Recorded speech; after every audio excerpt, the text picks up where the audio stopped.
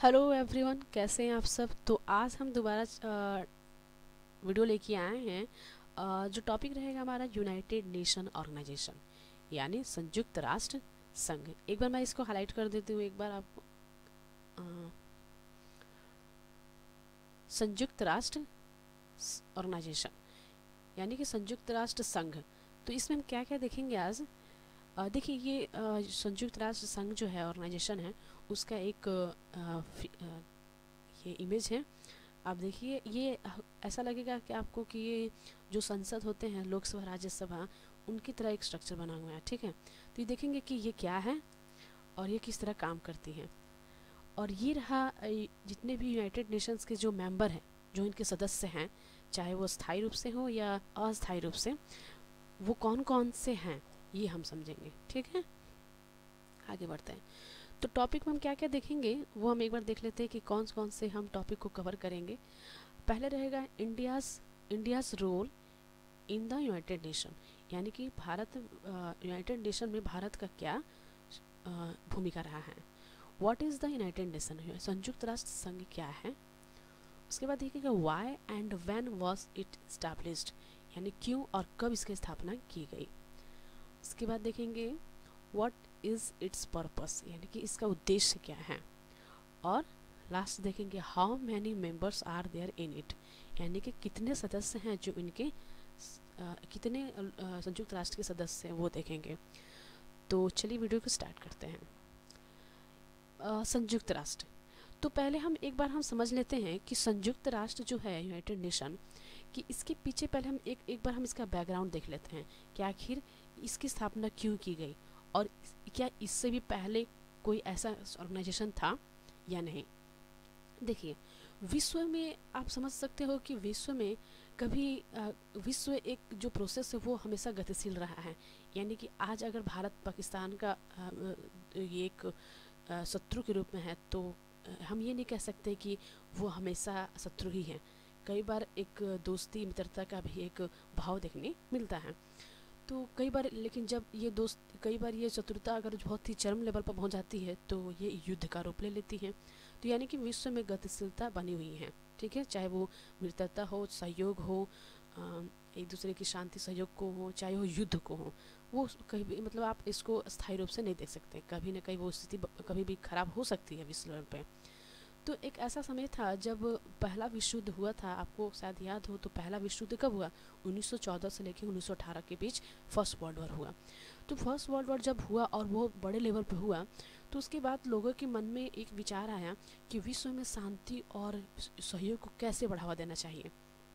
यानी एक ऐसा एक ऐसा ऑर्गेनाइजेशन की स्थापना किया जाए जो इंटरनेशनल लेवल पे विश्व शांति और युद्ध जैसी आशंकाओं को कम कर दें। ठीक, तो इसको देखते हुए, इसको नज़र देखते हुए लीग ऑफ नेशंस, यानी कि 1918 में लीग ऑफ नेशन, यानी कि फर्स्ट वर्ल्ड वॉर के बाद 1918 में लीग ऑफ नेशंस की स्थापना की गई। ठीक, लेकिन जब लीग ऑफ नेशंस की स्थापना की गई तो आप देख सकते हो कि उसके ठीक 1940-1945 के बीच एक और सेकेंड वर्ल्ड वॉर स्टार्ट हो गया। तो लोगों के मन में ये विचार आ गया कि जो लीग ऑफ नेशंस का जो उद्देश्य और जो कार्य के लिए इसको संगठित किया गया था, वो अपने उद्देश्यों और कार्यों को पूरा करने में असफल रहा। तो इसी को देखते हुए लीग ऑफ नेशन को विघटित कर दिया गया, क्योंकि जो इसका उद्देश्य था वो तो पूरा नहीं हो पाया। क्या हुआ, इसके अपोजिट क्या हो गया कि और भी युद्ध जैसे देखने मिल गए, जैसे कि सेकेंड वर्ल्ड वॉर 1940 से 1945 के बीच।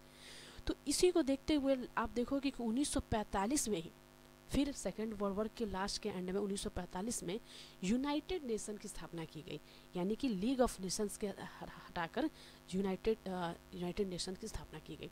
अब हम देखते हैं कि यूनाइटेड नेशन की परिभाषा देखिए। यूनाइटेड नेशन, संयुक्त राष्ट्र, यह एक अंतर्राष्ट्रीय संगठन है। ठीक है, जिसका मुख्य उद्देश्य क्या है, विश्व शांति और सुरक्षा को बढ़ावा रखना, बनाए रखना, मानव अधिकारों की रक्षा करना, आर्थिक और सामाजिक विकास को बढ़ावा देना। ठीक, उसके बाद क्या है कि संयुक्त राष्ट्र की स्थापना की गई, कब की गई, 1945 में। जैसे मैंने आपको प्रीवियस अपने जब मैंने बैकग्राउंड बताई तो बताया था कि उसकी स्थापना कब की गई थी, 1945 में। जब द्वितीय विश्व युद्ध के बाद विश्व के देशों ने एक साथ मिलकर एक ऐसा संगठन बनाने का निर्णय लिया जो विश्व में शांति यानी कि वर्ल्ड पीस एंड सिक्योरिटी को बनाए रखें। ठीक है, अब हम देखते हैं कि जो संयुक्त राष्ट्र है इसके कौन कौन से मुख्य मेन ऑर्गन्स हैं, कौन कौन से इसका मेन पार्ट अंग हैं। यानी कि इन 5 जितने भी अंग हैं उनसे मिलकर ही तो संयुक्त राष्ट्र बना है। ठीक, तो कौन कौन से अंग है वो? पहला है महासभा यानी कि जनरल असेंबली, दूसरा सुरक्षा परिषद सिक्योरिटी काउंसिल, उसके बाद क्या है आर्थिक और सामाजिक परिषद यानी इकोनॉमिक एंड सोशल काउंसिल, और उसके बाद अंतर्राष्ट्रीय न्यायालय यानी कि इंटरनेशनल कोर्ट ऑफ जस्टिस, और लास्ट क्या है सचिवालय सेक्रेटरीट। तो ये 5 अंग हैं जिनसे मिलके संयुक्त राष्ट्र की स्थापना की गई। महासभा, सुरक्षा परिषद, आर्थिक और सामाजिक परिषद, अंतर्राष्ट्रीय न्यायालय, सचिवालय। ठीक, अब हम देखते हैं कि संयुक्त राष्ट्र के मुख्य कार्य क्या हैं। यानी कि संयुक्त राष्ट्र की जब स्थापना की गई तो इनका पर्पस ही क्या है। तो जैसे मैंने अपने बैकग्राउंड बताई आपको, तो उसमें मैंने इस सब से सारी चीज़ों को हिंट्स दिया था कि विश्व शांति और सुरक्षा को बढ़ावा देना। मेन उद्देश्य क्या है? विश्व शांति और सुरक्षा यानी कि वर्ल्ड पीस एंड सिक्योरिटी। उसके बाद ह्यूमन राइट्स का रक्षा करना, उसके बाद आर्थिक और सामाजिक विकास को बढ़ावा देना, इकोनॉमिकल एंड सोशल डेवलपमेंट को बढ़ावा देना, पर्यावरण संरक्षण और स्थिरता को बढ़ावा देना, और लास्ट और अंतिम क्या है आपदा राहत और मानवीय सहायता को प्रदान करना। तो ये रहे संयुक्त राष्ट्र के मुख्य कार्य। अब हम सबसे इम्पोर्टेंट टॉपिक आ जाता है कि संयुक्त राष्ट्र में भारत की क्या भूमिका है ना। तो हम देखेंगे कि संयुक्त राष्ट्र में भारत की क्या भूमिका है। देखिए, भारत ने संयुक्त राष्ट्र में एक महत्वपूर्ण भूमिका निभाई है। यह संगठन के 193 मेंबर। अब देखो, इससे समझ में आता है कि संयुक्त राष्ट्र के कितने मेंबर हैं, चाहे स्थायी व अस्थायी हो। 193 सदस्य देशों ने से एक है और इसकी स्थापना 1945 में की गई थी। भारत ने संयुक्त राष्ट्र में शांति और सुरक्षा को बनाए रखने, मानव अधिकारों की रक्षा करने और आर्थिक और सामाजिक विकास को बढ़ावा देने में महत्वपूर्ण कंट्रीब्यूशन दिया है। भारत ने संयुक्त राष्ट्र सुरक्षा परिषद की अस्थायी, अब समझ लीजिए कि भारत का संयुक्त राष्ट्र संघ में एक बोले तो कि परमानेंट मेंबरशिप नहीं है, अस्थायी रूप से भारत हिस्सा लेता है। और उसने संयुक्त राष्ट्र सुरक्षा परिषद यानी कि ये जो आपने कहाँ पढ़ा ये सुरक्षा परिषद, जहाँ पे मैंने मुख्य ऑर्गन्स बताया थे इसके, तो इस सुरक्षा परिषद के अस्थायी मेंबर के रूप में 7 बार कार्य कर चुका है। तो ये क्वेश्चन जरूर बन सकता है कि भारत ने संयुक्त राष्ट्र सुरक्षा परिषद में अस्थायी रूप से कितने बार कार्य कर चुका है, तो 7 बार। ठीक है, उसके बाद और एक स्थायी मेंबर के रूप में इसकी सीट का दावा करने के लिए G4 ग्रुप ऑफ 4 समूह का हिस्सा है। अब ये ग्रुप ऑफ 4 क्या है? जैसे G20 है ना, ऐसे ग्रुप ऑफ 4 है, यानी इसमें से 4 कंट्री शामिल हैं, उनका हिस्सा है। और ये स्थायी रूप होने का दावा करने के लिए किया गया है, क्योंकि भारत प्रयास कर रहा है कि वो संयुक्त राष्ट्र में एक स्थायी मेंबर्स के बन सके। इसके अलावा भारत ने संयुक्त राष्ट्र के शांति स्थापना अभियानों में भी महत्वपूर्ण योगदान दिया है। अब आप पूछोगे कि भारत एक अस्थायी मेंबर क्यों है, स्थायी मेंबर क्यों नहीं हो पा रहा है। देखिए, UN का मेंबर बनने के लिए, वो भी परमानेंट, तो इसके कुछ फ़ायदे भी हैं और इसके लेकिन कुछ क्राइटेरिया भी हैं। ऐसे कुछ ऐसे क्राइटेरिया हैं जो अगर इसको कोई फुलफिल करता है तो वो उसका परमानेंट मेंबर बनता है, और भारत है जो इसमें से कुछ क्राइटेरिया जिसको फुलफिल नहीं करता है। ठीक है, तो इसके कारण से भारत अभी इसका अस्थायी मेंबर नहीं है, जिसमें कोरिया, मिस्र, कांगो और सोमालिया में शांति स्थापना अभियान शामिल हैं।